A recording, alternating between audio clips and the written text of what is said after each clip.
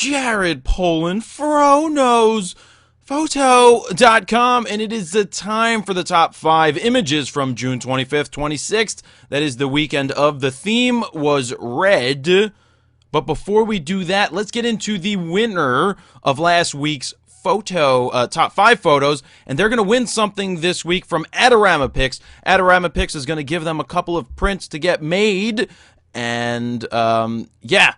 So yeah, Adorama Pics does ship around the world for you guys out there. It's where I get my books made, hardback books for portfolios, as well as some random prints when I need posters up to, what, 24 by 36. So these guys, or this guy, the winner is number 1, Rhoda. This guy by far blew out the rest of the photos in terms of votes.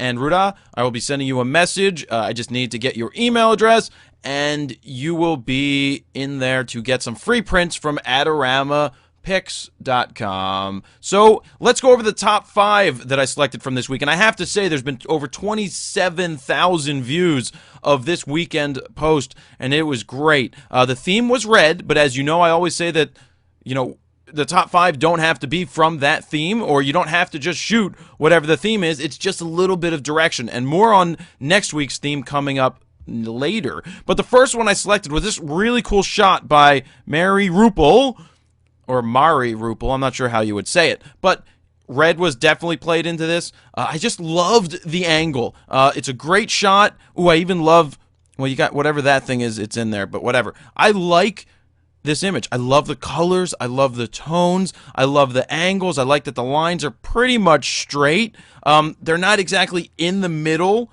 but they're off to the side a little bit. This image grabbed me because I was like, really cool shot, felt right, looks good, feels like a cool image. So that's number 1 in no particular order. You guys are going to be able to vote. Number 2, I loved number 2 from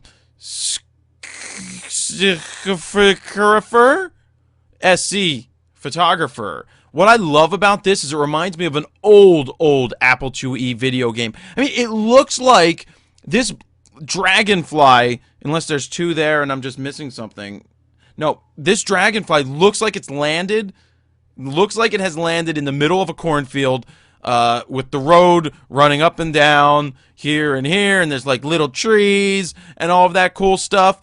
It kind of looks like it looks like we're in an airplane and we're shooting something on the ground and there's another plane on the ground. It's just awesome. I just love this photo. I saw it and I was like, God, it looks like they're shooting this from a plane, and that's really a bug. So how'd they do that?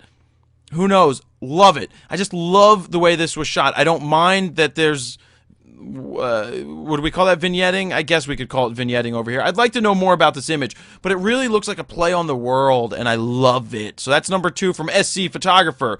The third shot I picked was Nasos T.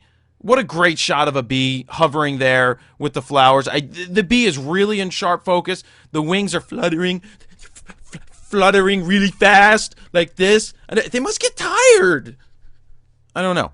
But anyway, I just thought it was awesome to capture the bee right there. Probably cropped a little bit, but still, love it. Thought that was a great capture. There is a little bit of red in there, but it was more about the bee than anything else. It's just right there. 4 was really cool from D.L. Cunningham. Yeah, man, what a great shot in the kitchen. I'd venture to say that this is a Canon. I don't know if it is shot with a Canon, but I'm going to say it based on the color, the tones. But look at this. You got the Lion Chefs. You got... Just what a great moment captured. Nobody's looking at the camera. You have the first girl, she's plating some of that food. Actually, it looks like she's plating some of the sauce. You got the next guy doing he's got the fry pan. He's moving. So he's slightly, I'm not going to call it out of focus. He's motion blurred. That, in my book, is okay. Everybody else is frozen. Their faces are frozen. Boom, boom, boom. He's moving, but that's showing action, what's going on in the kitchen. This hand is moving because it's plating something. This is where I love to see action, not fully frozen, but the main subjects are nice and sharp, but there's some motion going on in there because that is part of the scene. This is a great kitchen shot, and any chef would love to see an image of themselves in there. So that's number 4. Number 5 I picked because I know how difficult it is to freeze musicians in mid-air. And this was there, and also the guy shooting with the D3 shot it at 400 ISO. and a slower shutter speed. My suggestion there is you have the room to bump it, might as well bump it up higher. You would get a much sharper image. And not saying that this isn't sharp, but you're going to give yourself more leeway in the image with your shutter speed and then your aperture. So if you bump it up, say to 2000 ISO, that camera can handle up to, I was happy with that camera at 4000 ISO without a problem. It would give you much faster shutter speed, maybe go from 2.8 to 3.5 to give yourself a little bit more depth. But I thought this was cool. The colors are great. I know how difficult it is to capture a guy jumping from a band on stage, and I thought it really played well with the color, the scene, and everything like that. So that's 5. Here's 4, cool shot. There's 3, another cool shot. Here's 2, even cooler shot. Well, I can't say even cooler, just a cool shot in general. They're both really cool. And then this is the first one that's really cool as well. It was very difficult this week to pick some winners, or to pick my top 5. But now it's up to you guys to leave a comment below in the Facebook comment box about which photo, number 1, 2, 3, 4, or 5, with your reasoning why. It's always cool to see why you liked it. And the winners will win something from Adoramapics.com. They may win photo prints, a certain amount, maybe a couple of 8x10s, maybe a poster or 2, or maybe even some weeks I'll give out, let's see, photo books, a portfolio book. You never know. We'll see what we can do, but thanks to Adorama Pics for offering to give away some stuff to the winners. Thank you guys for doing that. So now it's on to the theme for next week. Well, here it's July 4th coming up on that, so it's an extended weekend here in the States. So I am going to extend the weekend to the 3 dates.